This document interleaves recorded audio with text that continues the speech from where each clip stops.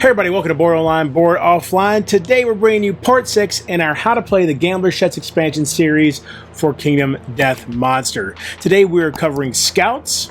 Now, as I'm sure you know, in a campaign of Kingdom Death Monster where you are not using the Scout, if your party is completely wiped out, if you experience a total party kill, all of their gear returns to the settlement automatically. The Scout is an optional component that can be added to any campaign, and this increases the simulation of Kingdom Death Monster. However, it does add an increased difficulty as well. When a total party wipe is experienced, if the Scout is still alive at the end of the fight, then the Scout must attempt to drag the settlement's valuables home. If the Scout gets killed during the battle as well, then all the gear that was taken into that fight is lost. To add the Scout to any campaign, simply add the Extinguished Guidepost event in Lantern Year 1.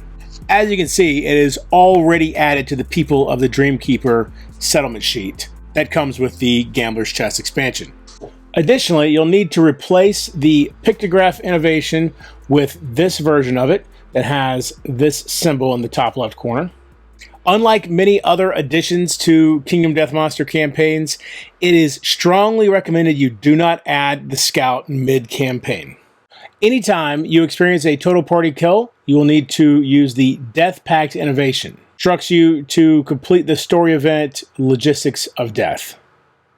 Death Pact also allows you to special innovate pictograph with one hide and one organ, which is how you will get this version of pictograph.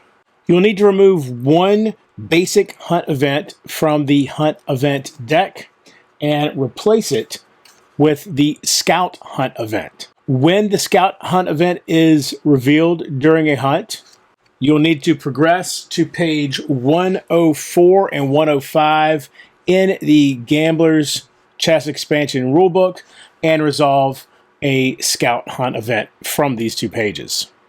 The Outskirts settlement location is gained during the Extinguished Guidepost event. This is where the settlement can craft Scout gear that can be carried only in the Scout-specific gear grid. There's also an opportunity to collect hollow stones here in the Outskirts. The Scout carries this dreaded pack, which does have the drawback of -2 movement. However, it is what also protects them when they are alone. You can see that it indicates that if they are alone at the start of their act during the showdown, they can enact the Death Pact Logistics of Death event. Any piece of gear with the Scout keyword can only be carried in the Scout grid.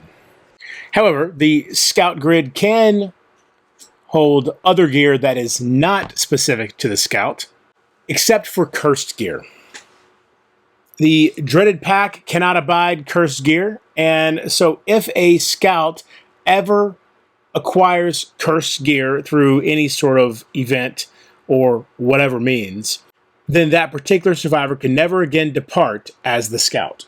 When survivors depart the settlement, they can nominate a survivor to be the Scout. That Scout will now depart alongside the 4 hunting survivors. Generally, this means that you will depart with 5 survivors rather than 4. The Scout is part of the hunting party. They participate in and reveal hunt events just like the other survivors. When an event affects all survivors, the Scout is affected as well. The Scout also takes part in the Showdown. They are placed last when setting up the Showdown board, and they must go in one of the normal spots that a survivor would be placed in.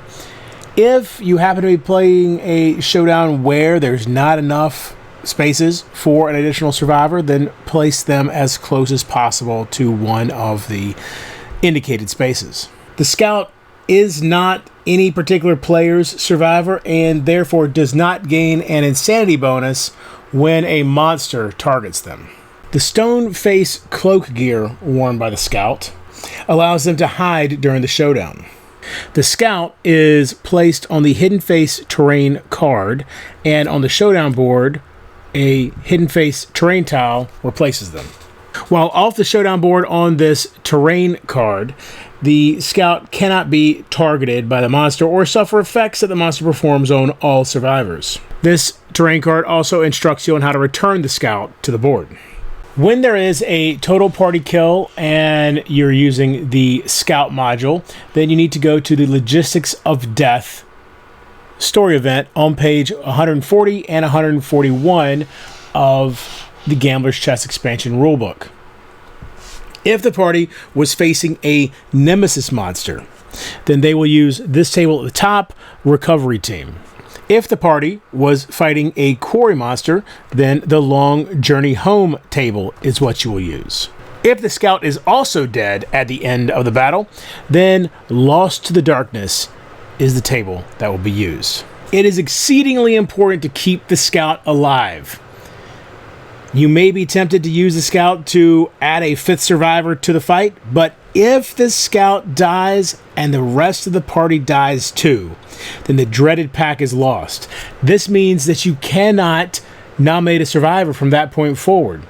That means that every time you suffer a total party kill, all gear is lost for the remainder of the campaign. Now, do keep in mind that if the scout dies, but you do not experience a total party kill, so there are at least 1 or 2 survivors left at the end of the battle, those survivors will bring the dreaded pack home, and so the dreaded pack is not lost. And that's everything you need to know to play the Gambler's Chess Expansion's Scout module. Now, next time, we will have our final instructional video for the Gambler's Chess expansion. We will cover Wanderers as well as characters. Now, both of these are just a single page in the rules, so I don't expect... Actually, let's see. Wanderers might be... No, just a single page. So I don't expect that video to be very long at all, but it will just kind of wrap up everything you need to know to play the Gambler's Chess expansion. Thank you so much for watching this. Be sure to come back and check out our next video in the SAS Rogue Regiment How to Play series. That'll be our final video in that series. We've got another video coming up for Dungeon Universalis, and we have a giveaway going on for Creole Manor. We put out our first video in the Creole Manor instructional series, and we will have our second and final part in that series coming up soon, where we will draw the winner. So be sure to watch the first video in that series in order to see how you can enter to win a copy of Creole Manor.